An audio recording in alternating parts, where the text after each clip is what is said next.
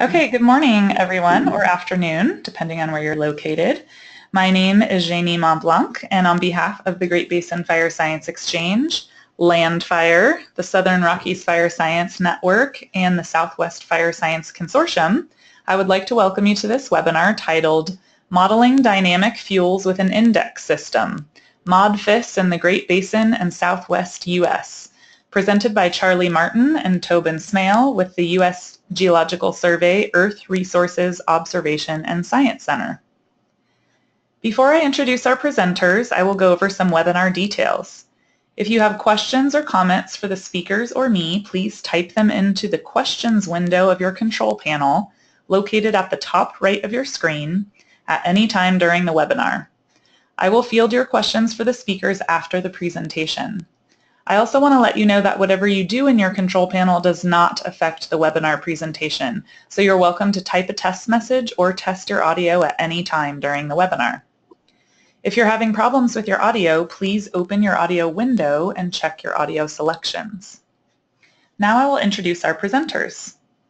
Charley Martin is the LANDFIRE Fuels Team Lead and a Stinger Gafarian Technologies Technical Support Services Contractor for the U.S. Geological Survey Earth Resources Observation and Science, or EROS, Center, and is located in Portland, Oregon. Charley spent 29 years as a federal wildland firefighter, 19 of those years with the U.S. Forest Service as a firefighter, fuel specialist, and then as a hotshot superintendent in Santa Fe, New Mexico, and 10 years with the Department of Interior as a fire ecologist in Northwest Colorado and in Medford, Oregon, where he was also active as a fire behavior analyst and long-term analyst. Charley has a BS in geography and additional education in history, technical fire management, ecology, and wildland fire science. Tobin Smail is a fire and fuels GIS specialist, also with Stinger Gafarian Technologies, Technical Support Services Contractor to the USGS Aero Center, and works with the LANDFIRE Fire and Fuels team. He is located in Spokane, Washington.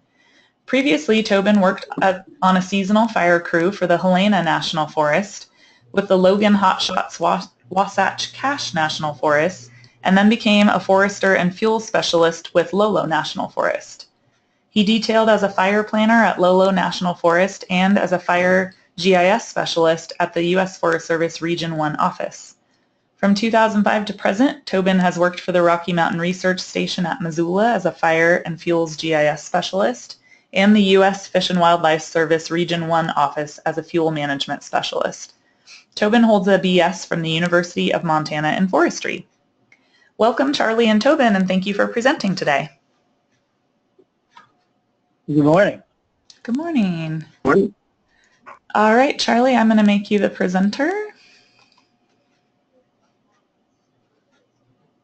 All right.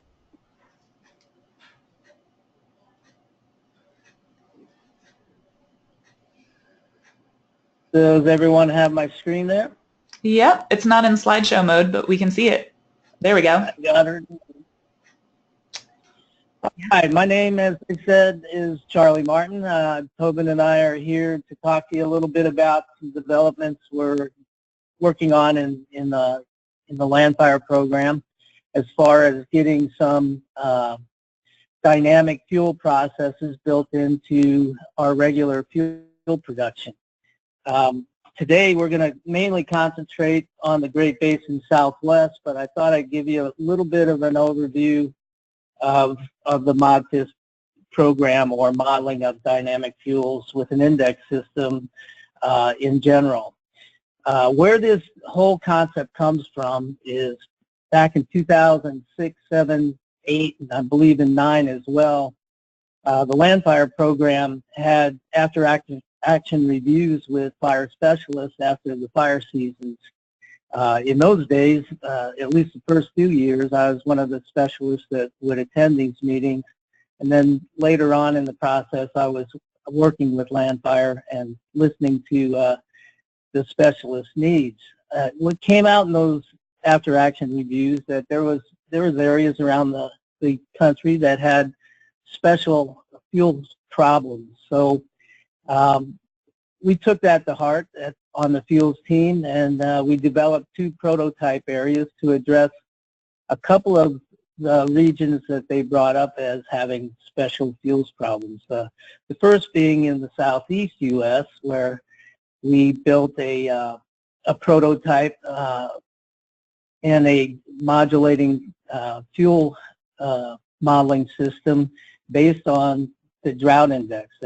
In the periods of drought in the southeast, the water table goes down, additional fuels are exposed, and at the same time, more fuel is available because of the dryness of the setting, the live fuels in particular. So we built a system for the southeast, which is in production on the WFDS site and has been there for a couple of years.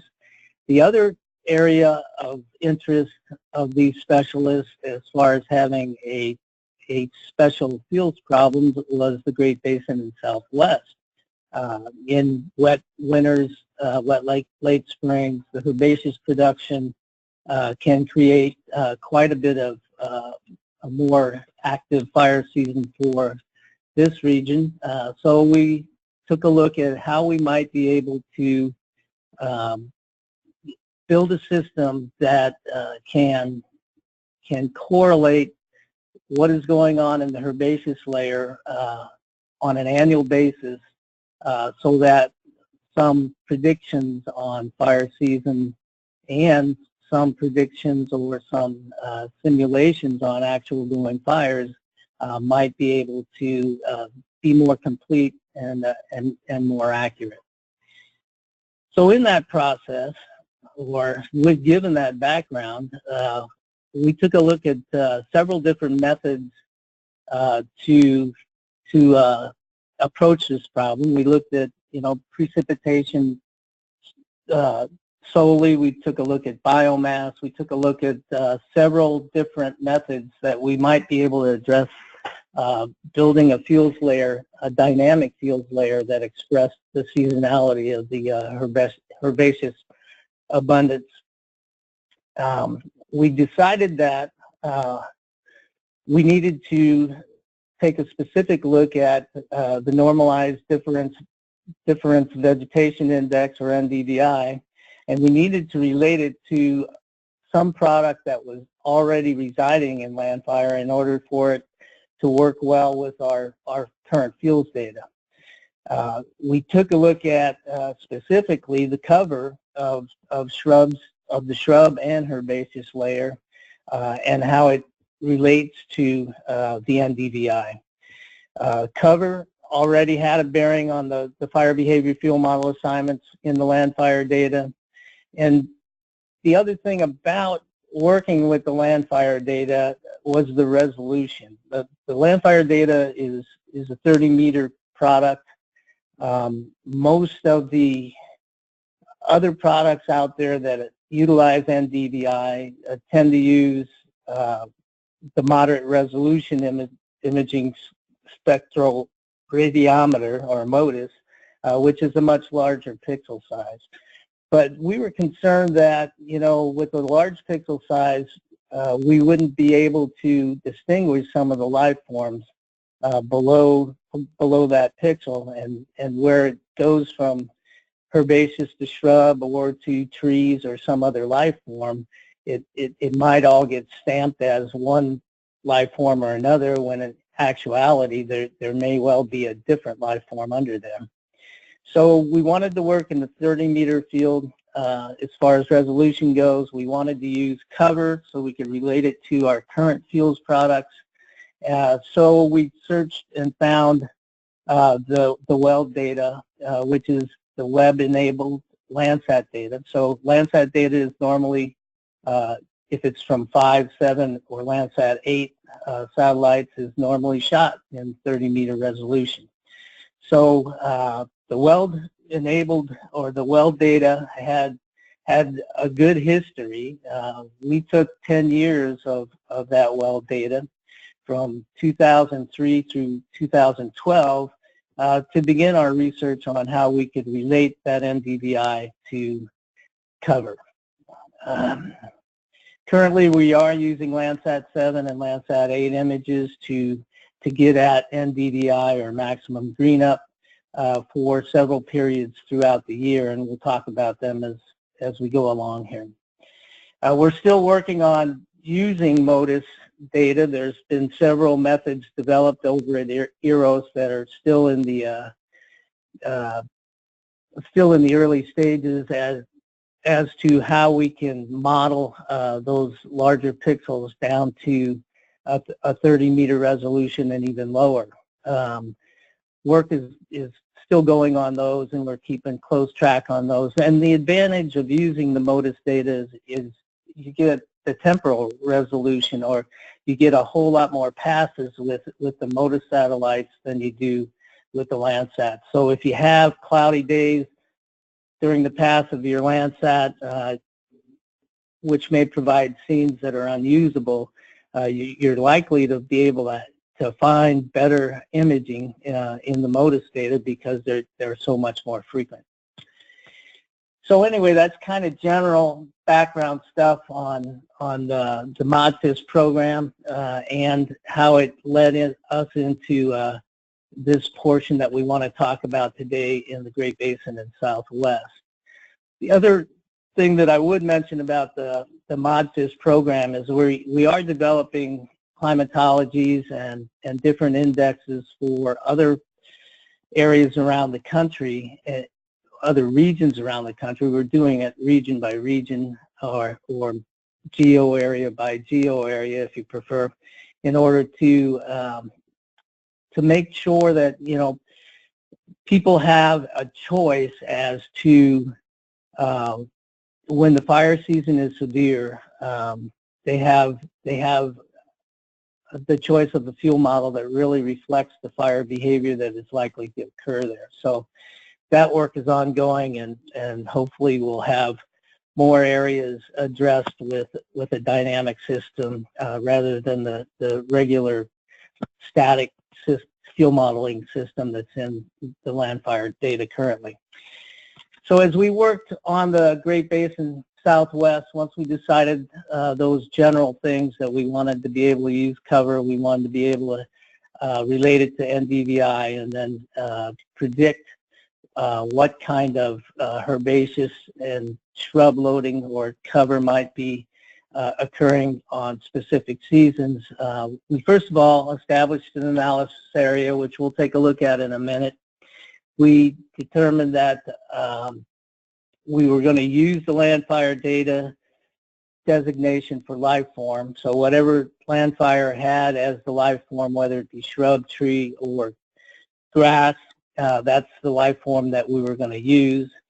And we took the 10-year average NDVI from the well data as a starting point to determine herb and shrub cover.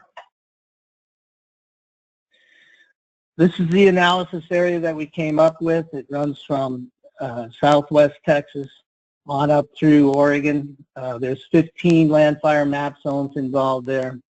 And we used the 10-year stack of the well data to determine a relationship between NDVI and the cover in LANDFIRE. We built a linear relationship and then mapped that based on the weighted average NDVI for each pixel in each map zone. And then we ran a standard deviation test. If it was over or under a standard deviation from the mean, then it was an outlier. We didn't have a lot of outliers in the production of the relationship, so we got a good linear fit and we're able to correlate pretty closely the cover and NDVI. The process in step by step is, first of all, we develop that relationship that we just talked about. Once the relationship for the herbaceous cover in particular was determined, then we could backrun the regression and determine breakpoints for sparse and barren. Barren in this system are areas where the 10-year stack never did show vegetation to a point that it would be burnable, basically. It's not saying that there's never any vegetation there at all. It's just over this 10-year period, it didn't produce enough vegetation to ever really be burnable. Then we remapped the shrub cover based on the shrub linear relationship that we built, applied the 10-year average weld NDVI data to eradicate seam lines that were already existing in the LANDFIRE data, and to get a better spatial pattern of the shrubs that exist within that data. We remapped the herbaceous cover based on the herbaceous linear relationship that was developed and applied that to the current year NDVI. And then we also included the 10 to 19% shrub cover because in those situations, if you have a herbaceous loading in there or a herbaceous cover in there and you have a 10 to 19% shrub, normally in the LANDFIRE data that would be considered a shrub pixel, but in our minds, the herbaceous loading or the herbaceous cover is going to carry the fire. So we included the 10 to 19% shrubs in the herbaceous calculations.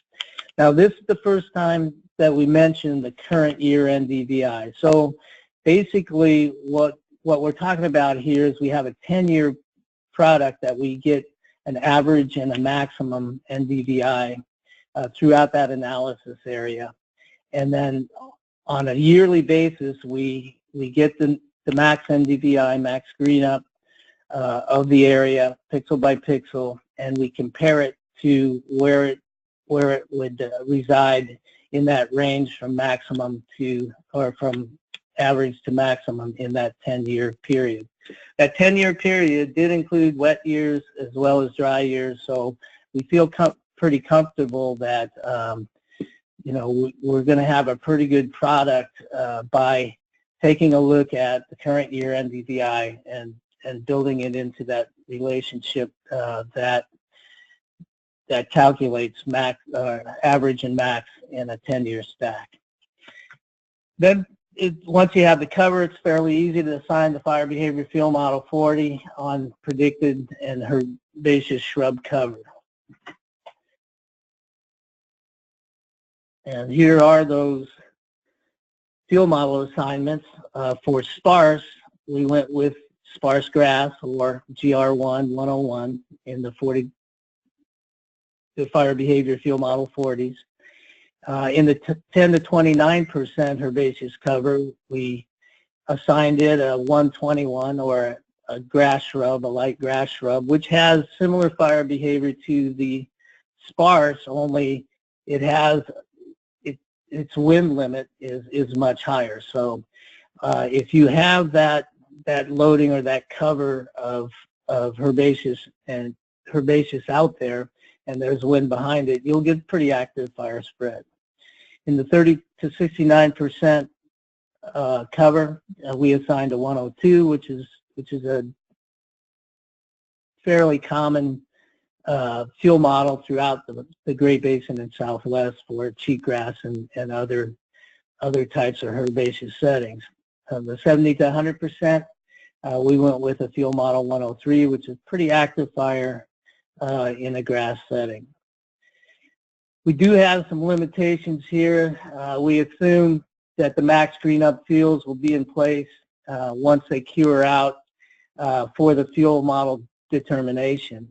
So in other words, if we read a real heavy cover, 70 to 100% cover in the max green up, and then the cows come in and knock it all down and eat it all up before they have a fire, we don't know that. We're not sophisticated enough in this system to add that into the fire behavior projections or into the fuel model assignment, I should say.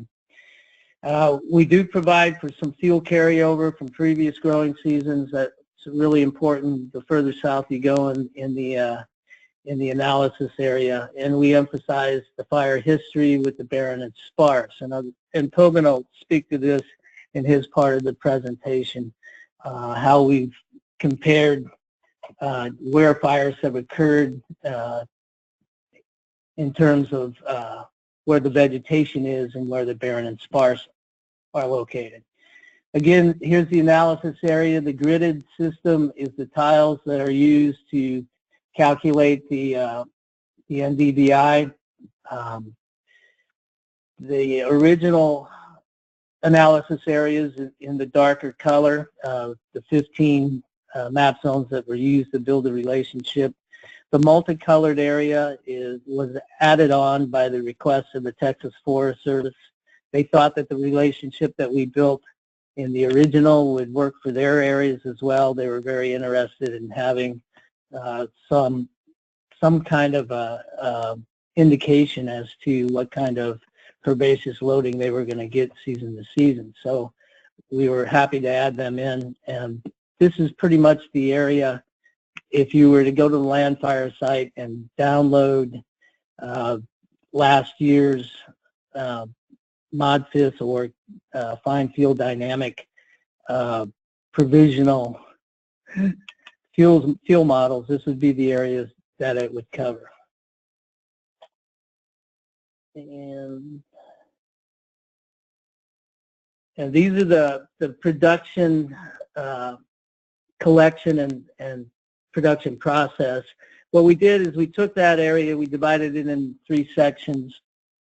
We have the south, which is in the red, the central in green, and the north in yellow. And the reason that we divided it that way was because we wanted to break up the collection, the data collection, to try and utilize the time period where max green up might occur as best we could as the season moves northward. So from a production standpoint, we start the data collection on February 1st for the red and the green areas, and we carry it through to the last week in May, usually somewhere around the 20th to the 25th to the 30th, somewhere between the 20th and the 30th. And then we start our production in order to get a fuel map out for the first week in June. We redo all 3 of them, all 3 of the tiers there from March 1st through the end of June, and mainly to capture green up that might have occurred at higher elevations in that green area, and then to include the northern zone and make in a time period that hopefully catches the max green up. So in that collection, we'll redo all 3 zones and then produce a map called the summer fine fuel dynamic layer, this fuel model layer. So there's a fuel model layer that's produced for the 1st of June for the southern 2 tiers, and then there's a fuel model layer that's reproduced for the first week in July for all 3 areas. Then in the fall, we've been requested to take another look at the southern area. So that production will use everything that's in the time series all the way from February 1st, but it runs through the monsoonal season that occurs down in the southern tier there for their re-green and their fall fire season. We'll be working on that product starting, well, they're already collecting the data, and they should have it to us to produce the cover and the fuels maps hopefully by the end of the week, and then it'll be posted on the site by early next week. We usually try and do that by the 1st of October. Historically, their fall fire season, if they have one, tends to fall in the first couple of weeks in October. Anyway, there's kind of a general overview for you. I didn't want to be remiss and not mention everybody involved in the process. It was me and Tobin. Jim Napoli is also a member of the Fuels team and has helped throughout on this process. Brian Toke and Ray Dittmer reside over at EROS Data Center in South Dakota, and they do the actual imagery and collect the max NDVI for us to turn into cover and fuels. I think the real a benefit of a meeting like this is to demonstrate the product and make sure everybody sees the benefits and maybe the downfalls of the product. So that's the way we've kind of organized this. We didn't want to just PowerPoint you to death. So the next portion of the program, we're going to turn it over to Tobin Smail, and he's going to run around the analysis area and show you some specific examples of the product. Okay. So Jeannie, if you could give Tobin the screen. All right, Tobin, I just made you the presenter. Okay, I'll see if I can swap my screens here. Okay.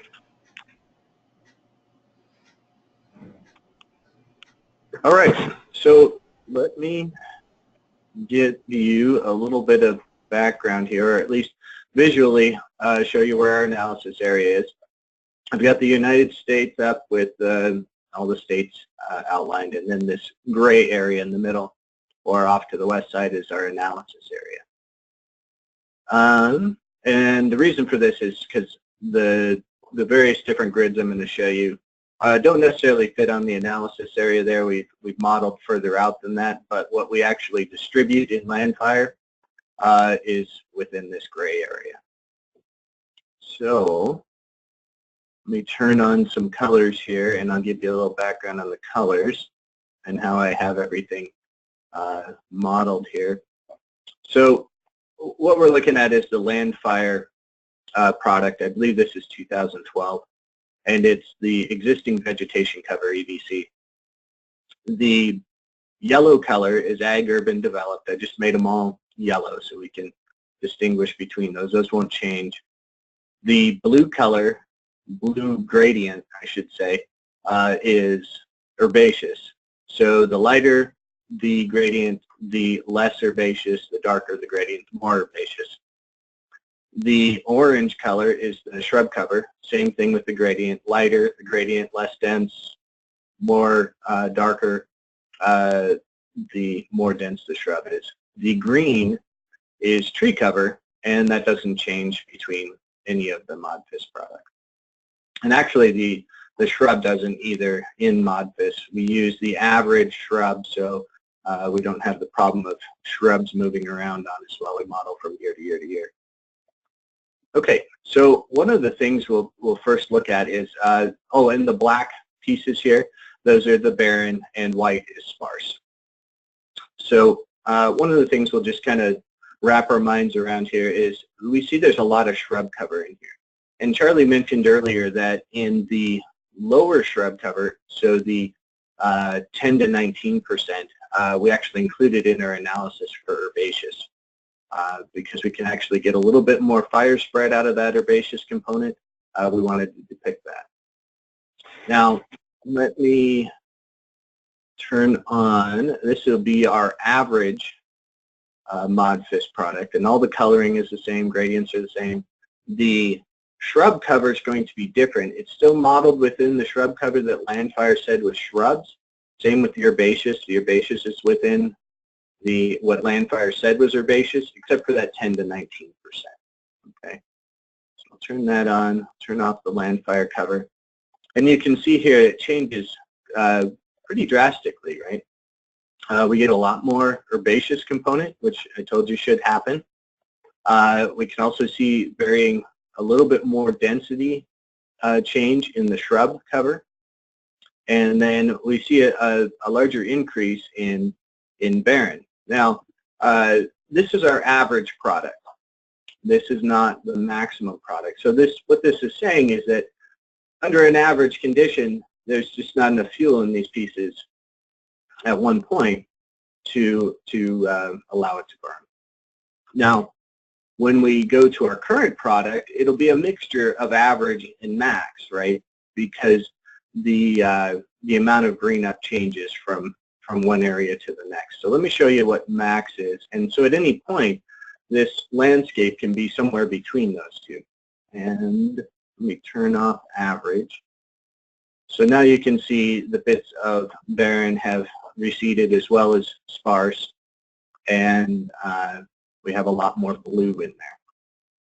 So let me just kind of drive this point home a little bit. I'll swipe between the two of them, and I'll try to do it slowly so that everyone can see it and it's not just flickering on your screens there. Let's see. Okay, what's coming up is the max product. What's on top is the average product. So you'll notice that a lot of the black barren goes away and the sparse goes away, and then it's replaced with more and more herbaceous component. Right? Now that's all fine and well at this scale, but as we talked with various subject matter experts and showed them the product and what we've produced, they said, yeah, that's great, but how does it relate to fires? So what we did was we found that this next exercise is very helpful. We took all the MTVS parameters from 1984 to 2013, and we drew them on the screen. So let's just do that now. And that's all these little red dots coming up. And they're not really dots, they're actually polygons. And zoomed out this far, it's kind of hard to tell, but what you should take away from this is you see all this sparse condition in here, or in barren condition. The fires are speckling all the way around, right? And then we zoom in, we can see how closely we get to those barren pieces. So one of the concerns is, okay, we're putting all these red polygons all over the place. Now I can't tell if it's overlapping barren or not. So let's just take a look, and we'll zoom in to a few of those areas that look like they're falling in the sparse or barren. And, you know, we see a little red dot here, a little bit here, a little bit there. But let's just zoom into one of these little things. So we're in Nevada now. You can't really see my square, but when I zoom in, it'll kind of hit home there. So here's our fire right here. And as you can see, once again, it does fall right within, you know, the area that would be burnable. Now, keep in mind, we're looking at existing vegetation cover. I haven't put field models up here yet, but you can see the gradients of the herbaceous and the shrub, and then the trees around it, and then the fire itself. So there's one. Let's just zoom around a little bit more, pick up a few here and there, and so I can kind of convince you that we're actually not putting these in the barren areas. They get very close, right? Right up to the edge of the perimeters, which is very nice because we know that fires will burn up to the barren and stop, and that's what we want to see, right? See that along here, through here. This is the average product, and I'm going to swipe this in here. So now that we're zoomed in a bit, let's swipe this so you can see the max product underneath. So remember that at any point in the current product, it could be somewhere between average and max from one pixel to the next. But it's based on NDVI, right? So where are we seeing that green up happen, right? So that's very exciting to see that we see this sparse recede, we see the barren recede as we get, you know, swiped through our max product, which is what we're supposed to see. We know that the herbaceous grows a lot and also recedes a lot. Some years you've got a lot of herbaceous component, which we see a lot of fires in. Other years you don't. And it's nice to be able to see that and plan for it. Or plan with it, I should say. Okay, let me zoom back out.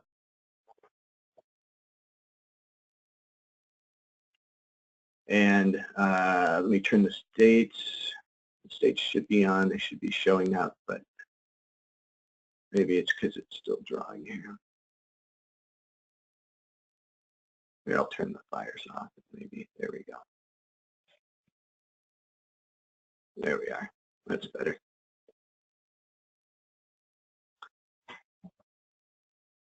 Okay. So now, you know, as we get further south here along this area, I'm focusing on this barren because it is concerning when you first look at it. But once you realize that that barren does recede a lot, it fluctuates a large amount, then the current product makes better sense. So let's zoom in here. And we can see, you know, fires speckle all through the vegetated area, so we get a lot of fire through this area, and those that are in the Nevada, Arizona area know this location pretty well. So what we'll do is we'll swipe this from the average product, which you're seeing now, to the max product. And then you can see all these barren and sparse pieces start to fill in with more and more herbaceous components.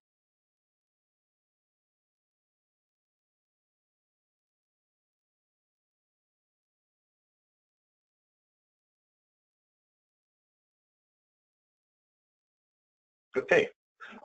One of the other things I want to point out is where we have seam lines in our LANDFIRE data.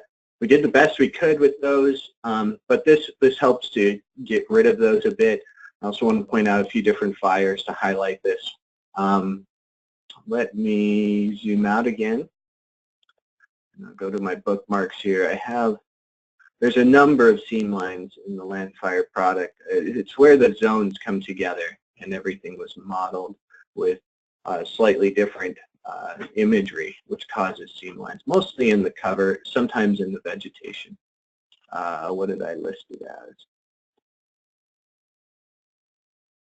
Put it up near the top here. Here we go. So let me turn on the LANDFIRE product, our current LANDFIRE product, existing vegetation cover. And what you'll see is there's a seam line between shrub and herbaceous. This is between zone 6 and 12, right? And that's, you can pretty much find it between any zone.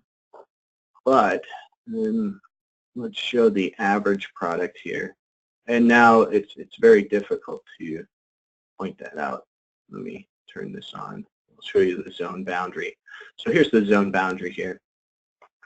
And you'll notice it's pretty well seamless. And the reason for that is we didn't base the imagery that NDVI was created from. It's not based on a zone by zone basis.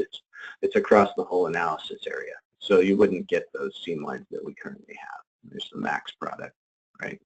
Now what you'll see in the max product in here, and it's not all that concerning. I mean, if you first see it, you might say, well, this is not as usable as you think because we have various scan lines through here. That was due to the old Landsat imagery.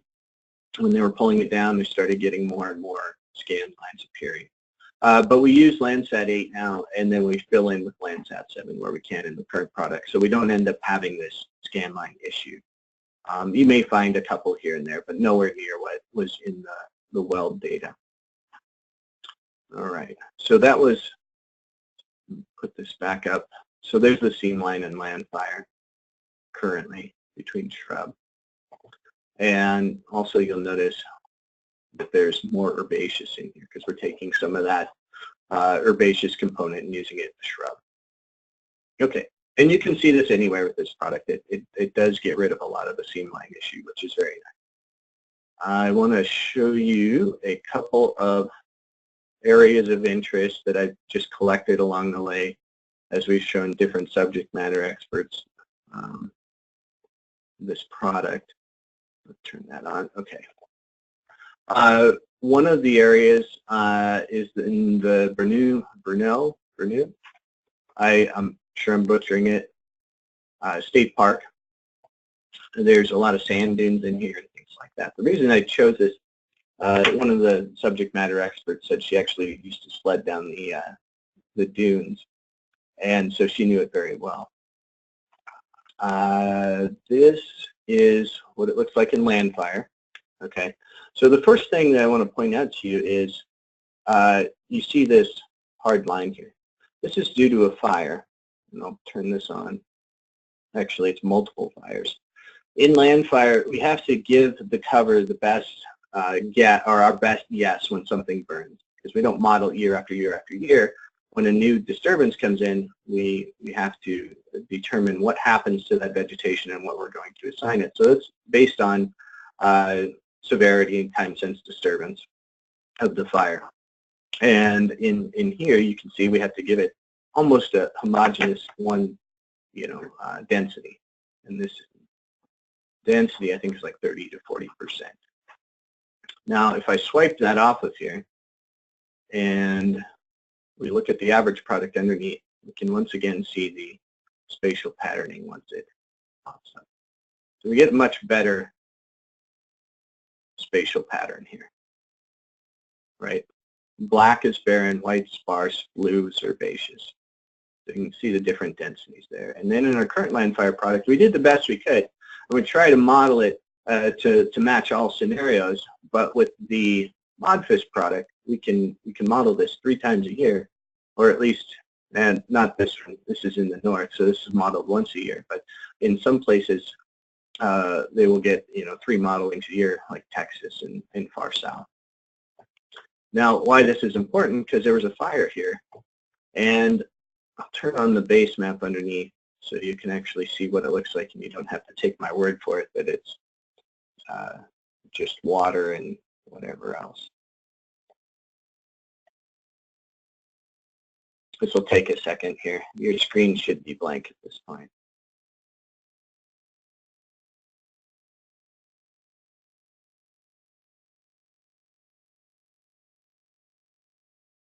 And hopefully it draws quickly.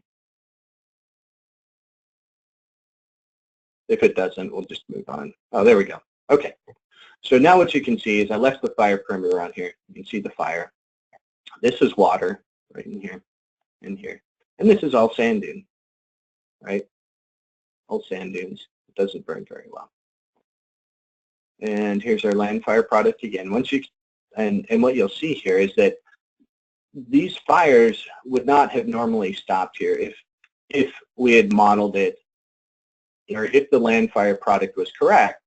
This fire wouldn't have stopped here, but that wouldn't have been very good for modeling, right, or planning, because these fires did stop, and the reason for that was you can see the barren that's in these spots and where the fire conforms to the MoD-FIS product, right? And I'll turn that off again, and now you can see what's underneath. So that is very cool. That is a very, very telling scene. But there's a lot of those like this. So let's go look at a few more areas. One of the important things, white sands is used a lot. If any of you know where the white sands area is, it's used in imagery quite a bit because it's always very bright and barren. Let me see if I can point it out to you here. It's right here. Okay, that is, okay, that lake.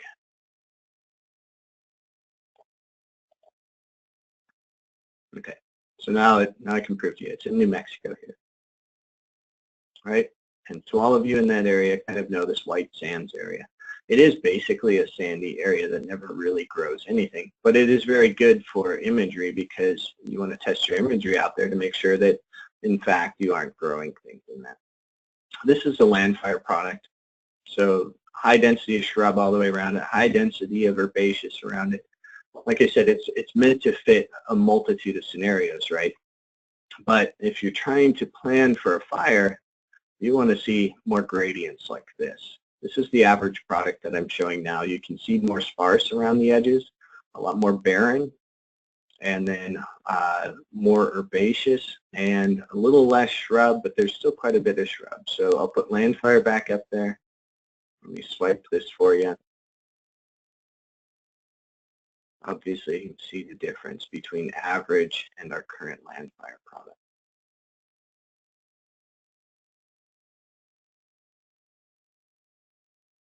Okay, and then we'll look at max.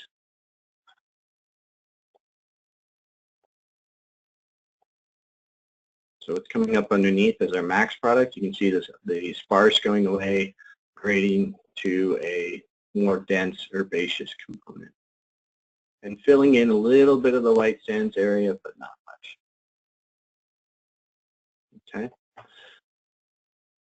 Let's look at, let's see, here's a fire in Arizona that I'm going to zoom to. And I will identify it here for those that may know it or may not.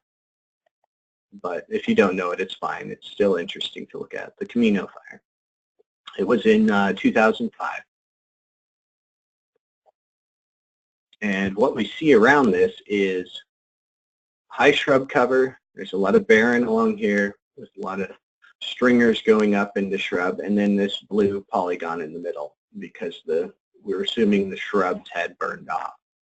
And then it's a high density of cover. This is the LANDFIRE product here. What we can look at is an average product, and what you can see is that there's a lot more sparse and barren, which would be better for which would depict more of the barrier to spread of the fire behavior. It's probably a little too light. My guess is that there was more herbaceous component here. This was 2005, right? And this is probably a little bit too heavy. This is the max green product. So this would show that there's a ton of herbaceous component here. So my guess is it's somewhere between average and max, okay, which we get with more of a year-to-year product. It's going to be somewhere between those constraints. And then here's LANDFIRE again.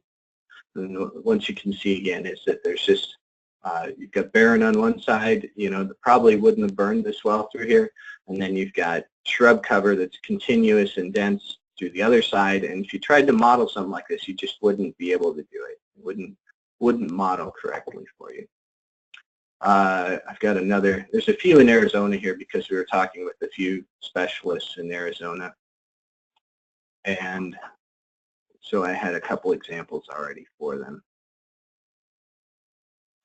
Okay, so this is a LANDFIRE product again. This fire is, let me poke it here, at King Valley. So this was also a 2005 fire. All right, this is LANDFIRE product. So you see there's a whole bunch of herbaceous component that's in there that we had to put in after the fire, something to guess at what the cover would be once it came back. And then the rest is shrub cover all the way around again. So you would have a lot of potential to spread through here. So you probably wouldn't be able to model this fire too well. But if we look at our average, you can see that there's actually a lot of stringers of barren and sparse throughout and around this whole fire, and not as much barren on the interior. There is some, and then there's sparse. So once again, this is going to be one of those things where it's going to be somewhere between average and the max condition, and I'll show you the max condition here. This is the max condition. So there's a lot of herbaceous component where the fire is. There's some stringers coming up where you've got sparse and barren. And my guess is it's somewhere in between there when we haven't modeled the current year 2005 product. We've only gone from, I think we've gone like 2006 and 2007 at this point. And we've distributed 2007 currently on the LANDFIRE website. But for 2005, it would have been somewhere between max and average.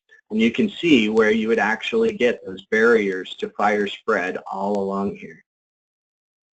Whereas we just weren't getting that in our current LANDFIRE product. We were doing very well with our LANDFIRE product. We just aren't getting the current year product for some of these fire spread models. Let's see if I can point out one more. I don't want to get too late here. It's 12:20. Let me actually, why don't we cut it off about here? I think I've shown quite a few fires and different things, and we can take some questions. I'm sure it's a new product. I'm sure there's people with a lot of questions out there, or maybe Charlie has a couple things he wants me to mention. Charlie? No, I think you covered it pretty good, bud. Do you want to go over the LANDFIRE then? I can do that if we got time. Yeah, we have time. Okay, let's go ahead and do that. I'll give you a quick rundown of where the FRAD is. I'll just zoom out here. And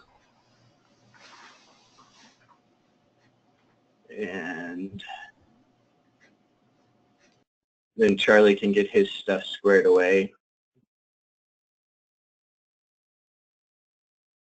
Okay.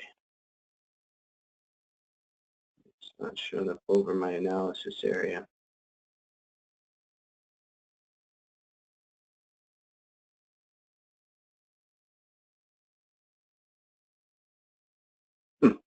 It's not showing up on my screen there. I don't know what the deal is. I'll zoom out this way so I can just pick it out, and hopefully we can get the states over top of it here. There we go. So as I'm zooming out, you'll see where it appears. Right on the border here. Okay. And are you all squared away there, Charlie? Yeah. Okay, we can take the screen from me there and make Charlie the presenter. All right.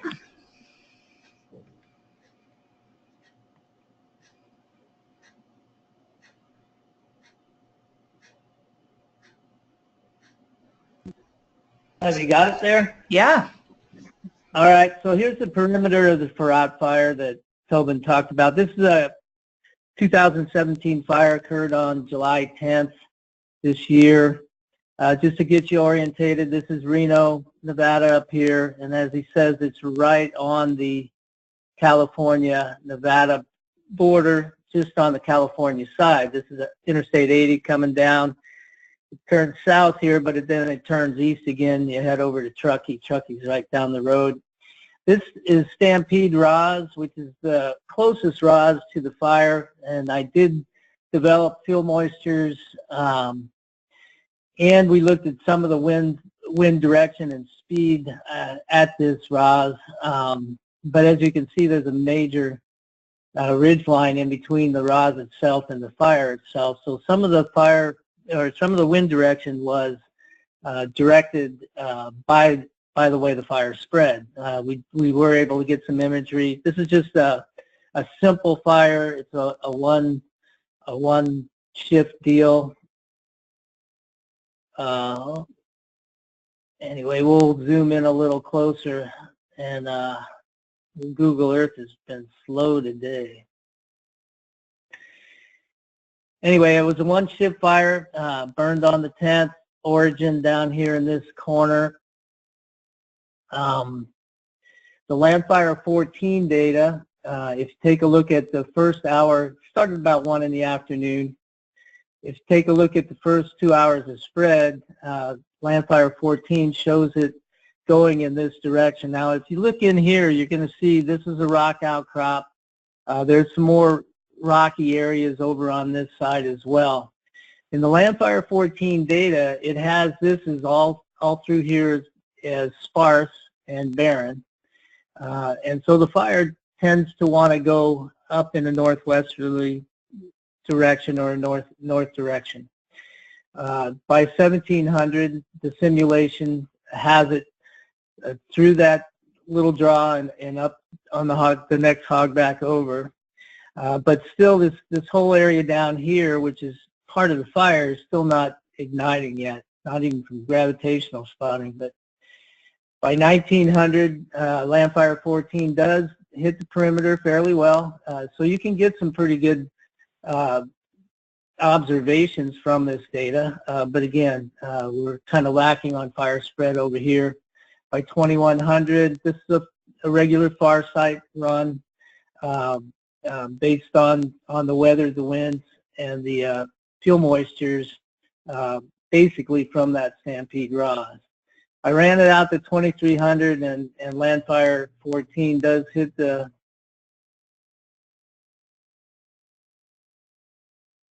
perimeter on the northern end, or close to it, right here in the corner. So not a bad deal, but because it is barren and sparse down here, the fire never takes a foothold on the bottom of the hill. So we're lacking as far as fire spread goes in this particular area that actually burned in that first shift. If we take a look at our summer product for this year, again, the first 2 hours of spread, you're burning right. We have grass in here where the sparse was for LANDFIRE 14, and some of the barren areas in LANDFIRE 14 do show grass in the MoD-FIS product. And so the fire is able to get down here and carry through on the bottom of these little hogbacks rather than just rolling over the top of them. So that's your first 2 hour spread compared to what LANDFIRE 14 had for its first 2 hour spread. By 1700, The MoD-FIS product has it well established at the base of the hill, where LANDFIRE 14 tended not to go. By 1900, you have it shooting over just a little bit of the perimeter up here, which is fine by me. I'd rather overestimate a little bit than underestimate. And then by 2100, the fire spread is pretty much diminishing. The humidities are coming up, and then the final projection gets it pretty darn close to what the actual fire did. But mainly because the fire couldn't grab a foothold in certain areas, and they'll find this in the regular LANDFIRE products quite frequently if you're modeling. Because it can't grab a foothold in certain areas, it actually directs the way the fire spreads, along with the winds. Of course, the winds are going to be the guidance on it, but if you start running into barren and sparse, and the fire gets past an area, it oftentimes never comes back to burn those areas that actually did burn in the fire.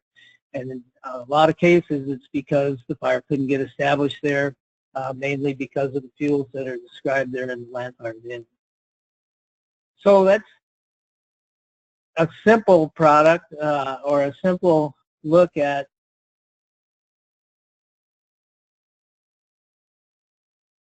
one fire simulation. And I guess with that, we can move to any questions that you guys might have. Okay, great. Thank you so much. All right, if there are questions about this webinar for the speakers, please type them into your questions window.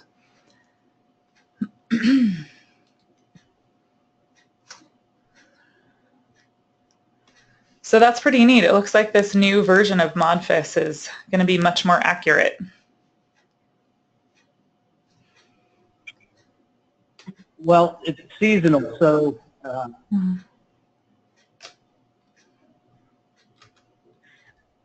and because it's seasonal, we can get a better reflection as to what exists there.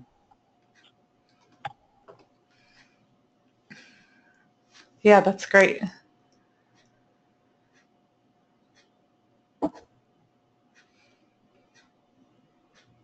So we don't have any questions so far, but people may still be typing. Oh, one just came in. When will MoD-FIS layers be in WFDIS? We had a meeting with the WFDIS folks this year dealing with that question. Mitch thought that once they went into their new contract year, they would be able to work it in at WFDIS, but we haven't gotten back to them to see exactly what's going on with that. I know they've had some issues over there, so I'm sure that they'll need to do all those corrections before they start adding in new products. But I'm hoping by the time fire season rolls around next year that these products will be available, that first product around June 1st. Currently they're available on LANDFIRE distribution site, and you can grab them from there and slide them into a landscape file if you want to use them in a fire projection model. Great, thank you.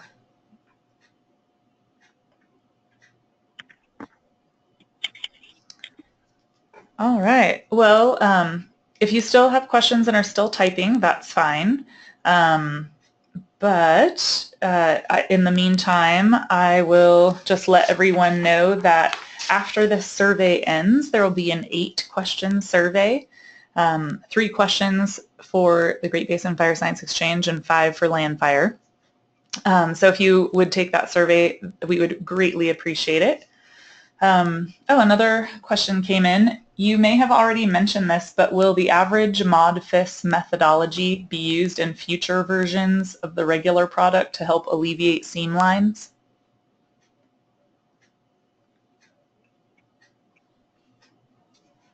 I think, we've suggested in the remap of LANDFIRE that they use a similar product or a similar approach in order to get seam lines out.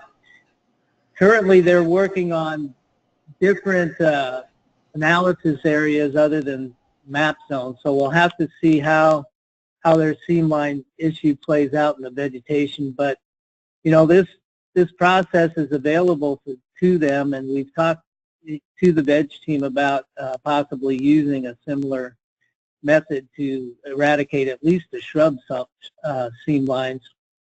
So we'll see if they incorporate that or not. I think at some point, they're going to spend quite a bit of time addressing seam lines, so at some point we'll talk to them again about it. Great, thank you. Did you have anything to add on that, Tobin?